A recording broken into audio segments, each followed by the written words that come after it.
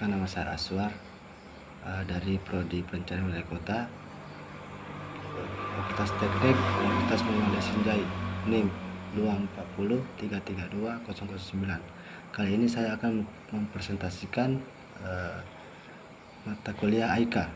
Yang pertama itu Islam sebagai way of life. Sumber ajaran Islam, Al-Quran atau hadis, ulama, ijma, kisah.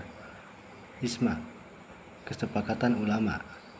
Kisah, menyamakan hukum dengan hukum yang lain yang tidak dimiliki dasar. Ruang lingkup Islam: 1. Akidah atau tauhid. 2. Ibadah. 3. Akhlak, Al-Quran dan hadis. 4. Muamalah, pembeda Islam dengan ajaran lain. 1. Islam itu universal. 2. Mengesahkan Allah. 3. Ajaran seimbang. Kemudian materi kedua, hakikat manusia dalam pandangan Islam.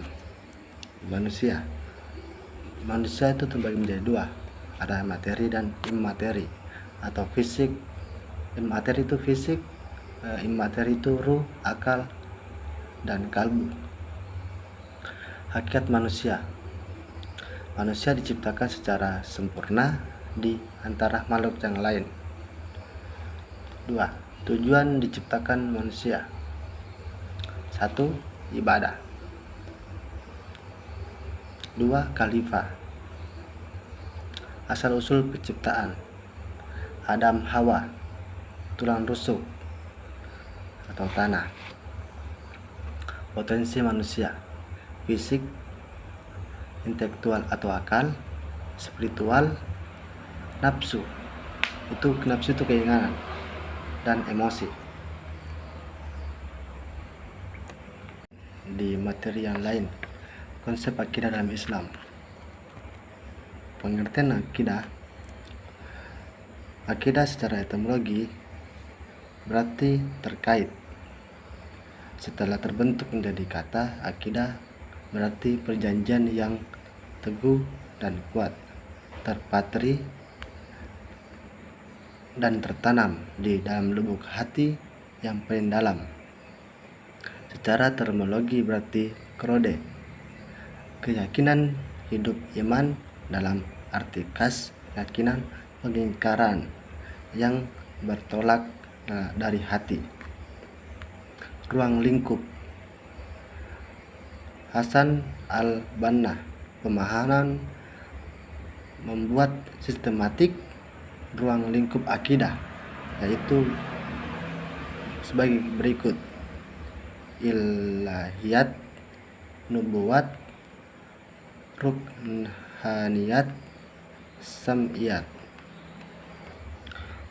Fungsi akidah: 1. Akidah sebagai pemeliharaan kesucian hati nurani. 2. Akidah menimbulkan perasaan aman. Akidah menimbulkan pengharapan. Akidah sebagai tempat berpijak. Akidah membebaskan manusia dari yang penghambaan kepada sesama makhluk. Prinsip akidah. Prinsip akidah seorang muslim. Para ulama sering menjelaskan 3 prinsip harus jadi pegang setiap muslim. Jika prinsip ini dipegang, barulah disebut muslim sejati. Berdasarkan pembahasan tentang akidah dapat disimpulkan sebagai berikut. Akidah secara bahasa artinya simpul, kokoh, ikatan, dan perjanjian.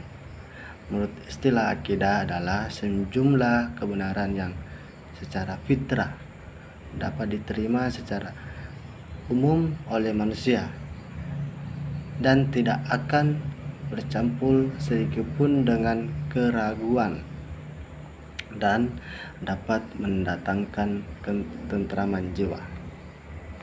Kemudian materi sifat syirik dan bahaya bagi manusia. Syirik adalah perbuatan menyekutukan Allah dengan sesuatu. Ini berarti mempercayai atau menyembah selain Allah. Bentuk syirik, syirik besar dan syirik kecil. Syirik besar, menyembah berhala, menyembah makhluk selain Allah. Syirik kecil, takabur, ria, sumpah palsu. Penyembah sifat syirik, kurang ilmu, pengaruh lingkungan, keinginan duniawi, atau sifat manusia. Dampak negatif sifat syirik. Yang pertama itu murka Allah, kehilangan berkah, neraka, kerusakan dunia. Menghindari sifat syirik ada 3. Pertama itu meningkatkan ilmu, bergaul dengan orang soleh, berdoa, dan bertawakal. Peran keluarga dalam mencegah syirik. Pertama, mengajarkan tauhid. Kedua, menjadi tauladan. Yang ketiga, membimbing anak. Kesimpulan dengan pesan moral. Syirik adalah dosa besar yang dapat kehidupan manusia. Mungkin itu saja yang saya bisa sampaikan. Mudah-mudahan yang kita bahas ini menjadi ilmu dan pahala. Semoga Tuhan Yang Maha Esa senantiasa mencerahkan hati dan pikiran kita. Billahi fi sabilil haq wastabil khairat. Assalamualaikum warahmatullahi wabarakatuh.